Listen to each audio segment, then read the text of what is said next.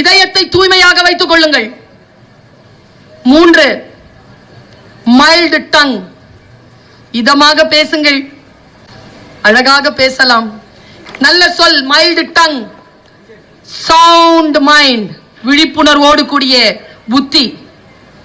Wise vision, மிக நீண்ட தீர்க்கமான தரிசன பார்வை.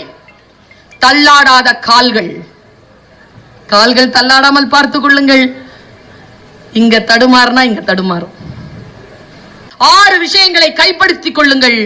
மறுபடியும் சொல்கிறேன், சிகரம் என்பது யாரோ ஒருவன் தொட்ட சிகரத்தை, உயரத்தை தொடுவது அல்ல.